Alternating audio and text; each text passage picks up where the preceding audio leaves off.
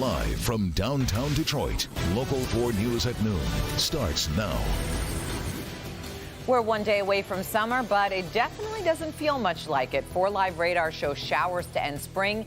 Brandon is here. He's tracking how long we can expect them. And for the first time, Detroit's suspected serial killer appears in person before a judge in an unrelated case. We're live with more on how this case helped police connect him to multiple murders. We start with 2 breaking news stories this noon, beginning with a Waterford Township priest facing a sex abuse allegation. Reverend Joseph Baker no longer allowed to represent himself as a priest. This after the Archdiocese of Detroit received information Baker allegedly abused a minor. Those allegations date back to his earlier years of his ministry.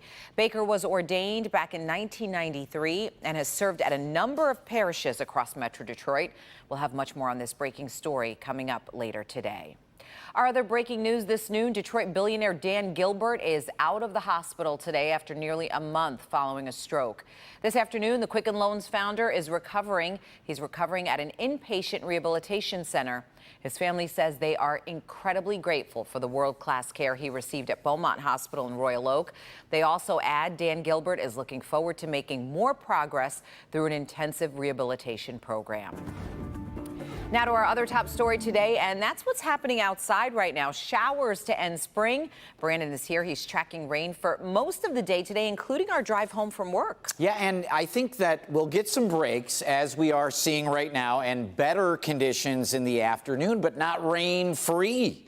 Downtown Detroit, gloomy looking, low and middle 60s in all 4 zones. Those numbers have not changed at all, really, since we started this morning at 4:30, but you can see showers are trending and training more in areas along and north of M59, drier south, but not completely dry. So temps are going to stay in these middle 60s for the most part. By 7 p.m., things should be really improving, as we see here on our computer model, getting into the 6:30 hour, fewer showers, but this does include that evening drive that is going to be still a little bit wet. But wait until you see what's coming behind this. It's summer. It arrives tomorrow, and Mother Nature cooperates. Coming up. He's the person of interest in Detroit's serial killer case. He's accused of preying on women on the east side. And this morning, D'Angelo Martin went before a judge in another case. Sean Lay is live with more on how this is all connected. Sean? Sandra, we paid attention to this case in court today very, very closely. Also, we learned that D'Angelo Martin also is a court-appointed attorney. Very interested in speaking to him right here outside of court just a few moments ago. He did offer some new insights into this case. Calling case number 1958054, Chief versus D'Angelo Martin. Defendant is charged with count 1, assault with intent to murder. This is the first time suspected serial killer D'Angelo Martin has appeared in court in person. The charges he is facing, sources tell us, first put Martin on the radar of police. He's charged with assault with intent to murder, plus a long list of criminal sexual assault crimes that took place May the 7th. A 26-year-old woman from Port Huron, her family tells us, was savagely attacked inside what sources confirm is the grandparents' home of D'Angelo Martin here on Barlow at Lappin on the city's east side. Today in court, Martin said his name and agreed to have the preliminary hearing in this case delayed a few days until July 16th. Martin now also has a court-appointed attorney. We spoke with him about Martin's demeanor in their brief meeting so far. I've met him in the jail. He and I have discussed a number of matters, and he understands the situation. He understands the charges, and we're going to proceed as on a wait-and-see attitude. Martin's being held on these charges. These are the only crimes he's being charged with. However, investigators now linking him to at least 4 murders of 4 different women. However, he has not been charged in those cases. We're going to update this case for you live at 5:30 tonight. Sandra? All right. Thank you so much, Sean. Now at noon, a man is behind bars for allegedly inappropriately touching a teenage girl after breaking into a Midtown Detroit apartment complex. According to the girl's father, the father says his 17-year-old daughter woke up to the man touching her. This happened right around 5:30 this morning on East Canfield Street near Chrysler.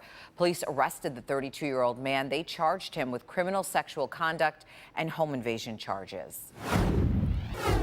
Right now, the Wayne County dive team is back out on the Detroit River. They are looking for a missing 42-year-old swimmer.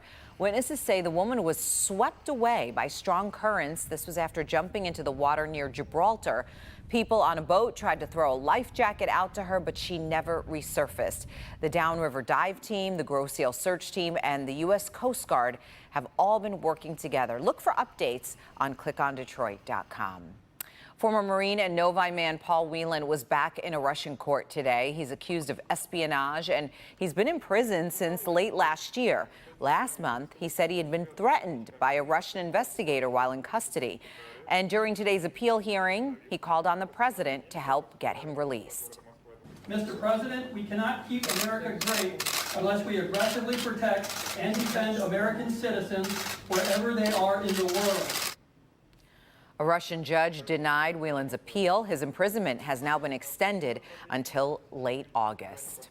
Tensions in the Middle East continue to rise after the U.S. military does in fact confirm Iranian forces have shot down a U.S. drone. The military says the drone was shot down in international airspace, and they're calling this an unprovoked attack. The unmanned aircraft is used for surveillance. Iran has confirmed it shot down the drone. They claim the drone was violating the country's airspace.